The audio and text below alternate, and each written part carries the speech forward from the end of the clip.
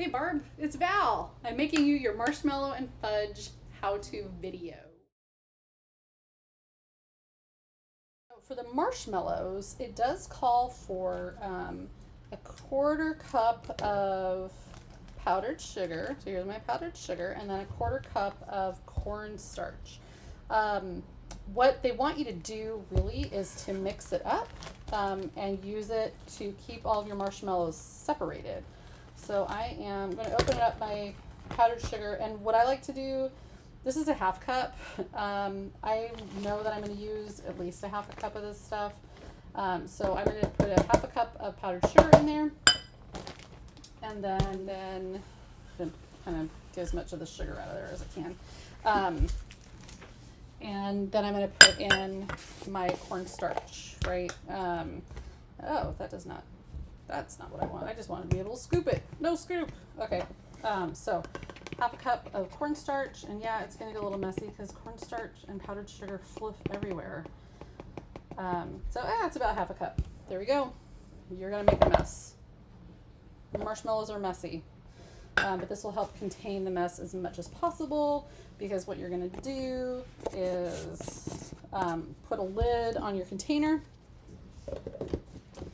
and then you can shake it up nicely and know that everything that you need is going to stay in. Okay, so to finish prepping the pan for our marshmallows, first thing you need to do is make sure you have some four-legged friends down here by your feet. I have Daisy over here.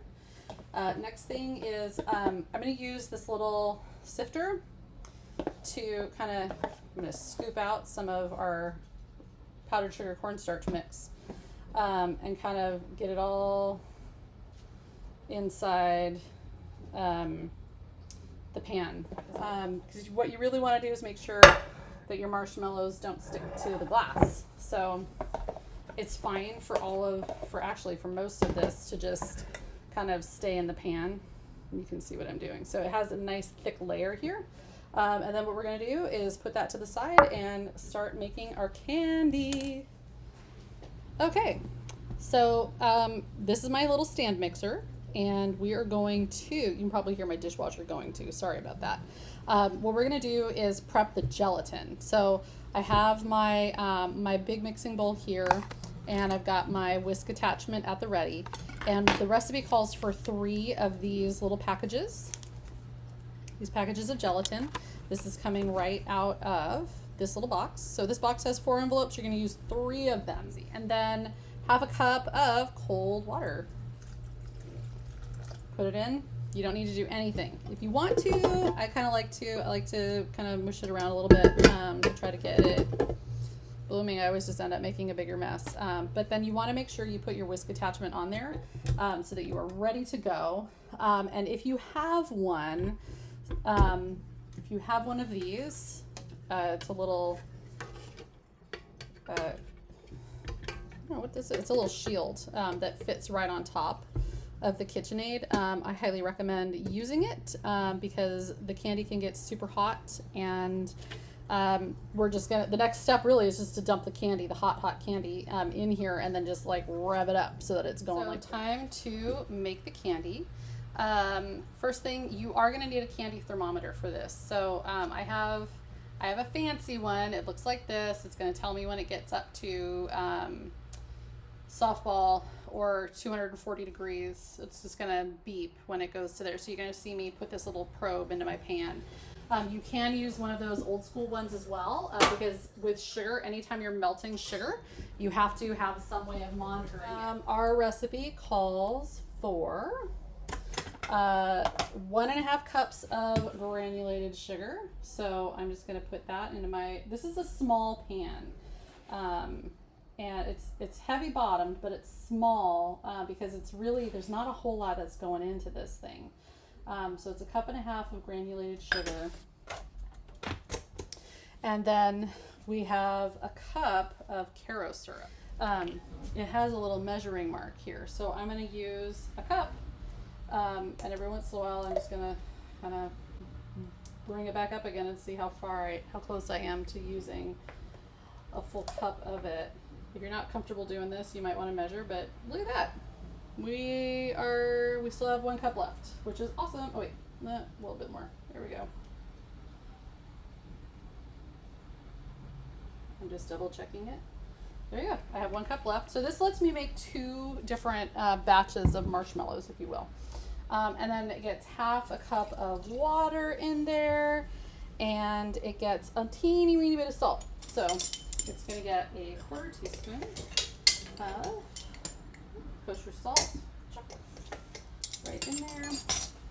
And then time to turn up the heat. I am still using a silicone spatula though, because I don't want to introduce anything in there that the sugar can stick to. What's nice though about the Caro syrup is that it's going to keep it from crystallizing. So that's the lovely thing about both this fudge recipe and this marshmallow recipe, is that it has stabilizing agents in it, so you don't have to worry about your sugar getting fussy. So what I'm going to do is stop stirring it for a few moments, and I'm going to put the cover on it. And let her rip. Go, go, go. And we'll check it in a minute. Okay. This is looking pretty good. So what we're going to do is, this is about as clear as I think it's going to get right now. What we're going to do now is we're going to crank it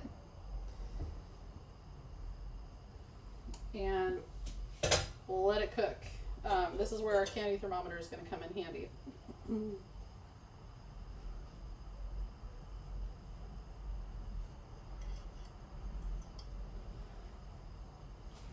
Okay. So right now it is at 160, about 170 degrees. We're going to want that to get super hot, and I'm just cranking it up to high heat because, again, I am impatient and this takes a while to cook. So now we are, you can see it starting to bubble, and we're at about 211 degrees. We're at 220 now.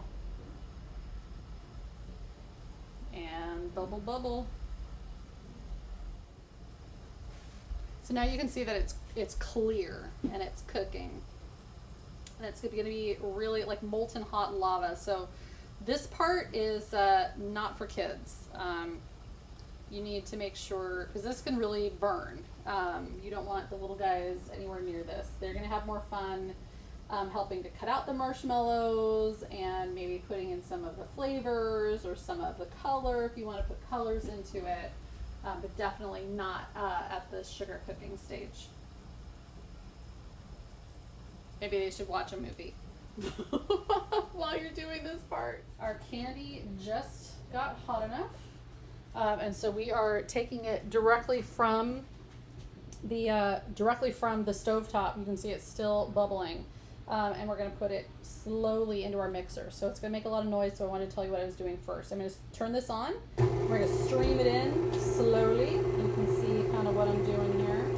I am wearing a silicone oven mitt, and this shield comes in really handy so that it doesn't splatter up on me. And almost got it all in there. Here we go. Look at that, it's still bubbling inside my pan. So I will rinse my pan right away so the candy doesn't have a chance to stick. And now what we're going to do, look, you can see all the steam coming out of there. I'm going to take this off because I want you to be able to see kind of how liquidy it is in there. And I'm going to put this back on for a little while because I got to crank up my temperature here, or my speed rather.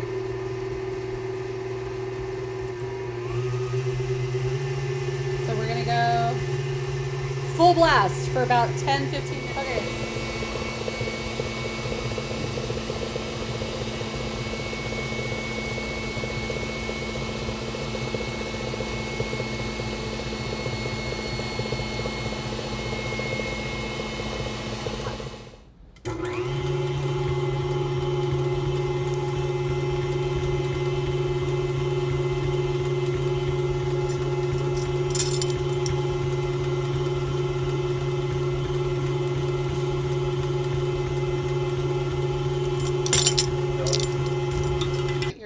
stuff in.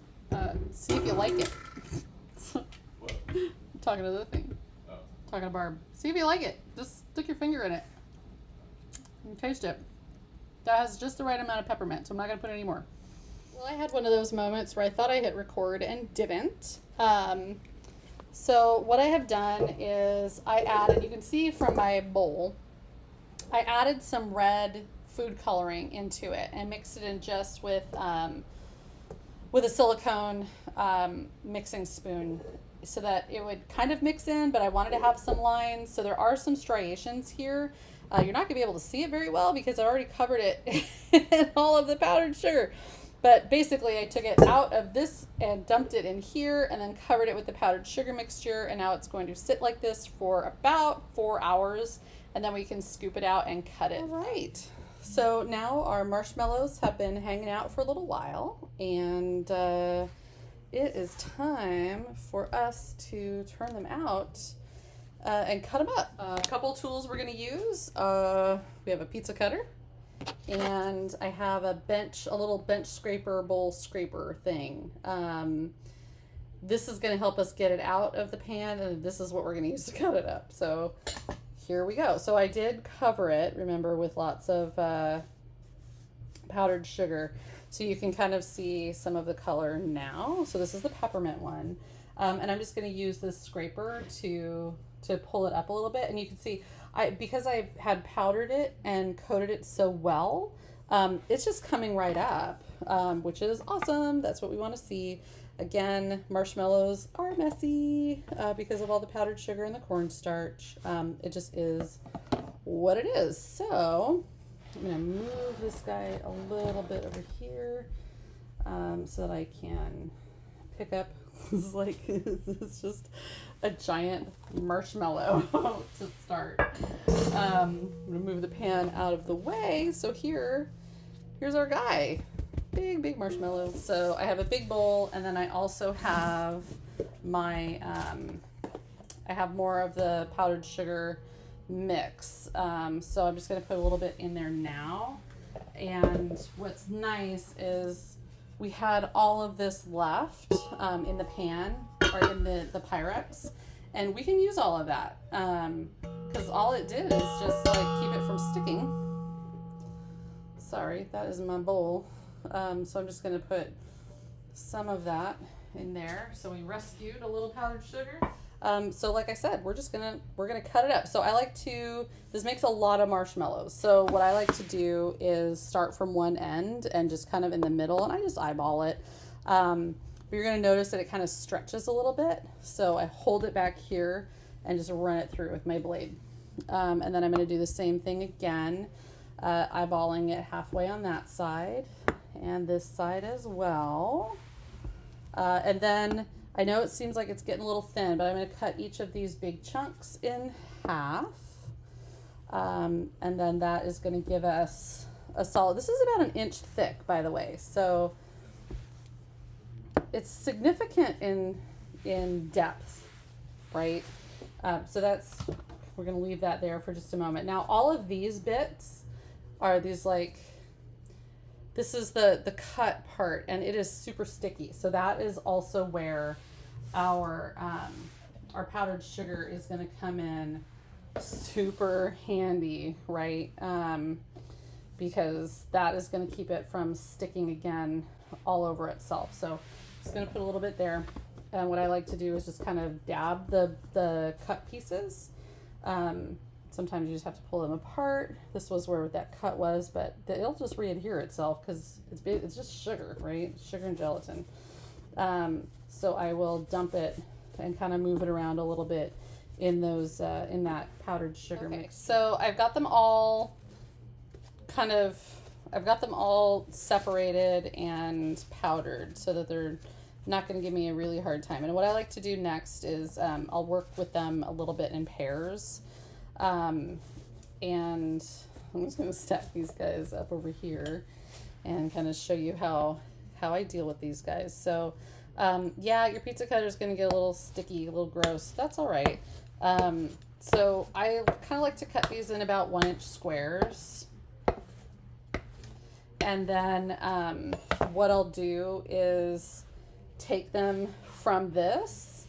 And I told you this was messy. This is where the grandkids are going to have a good time. You can take your bowl. And you're going to take all the pieces and just dump them in.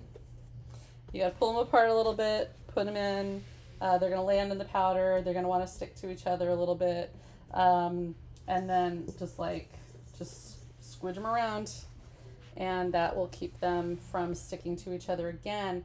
And again, because it's cornstarch and powdered sugar, it tastes good. The cornstarch is neutral. The powdered sugar is sweet. That is essentially how to make these lovely, lovely little marshmallows. So this is what it looks like up close. You can see these ones are pink. And yes, they have the shape of my Pyrex. So that is definitely, from the edge. They're delicious. So I'm going to bring these to you tomorrow. I am recording this on Sunday, June. Oh my gosh, what day is today? The 30, 31, 1, 2, 3. Today is the 5th. So I'm bringing these to you on Monday the 6th. See you later.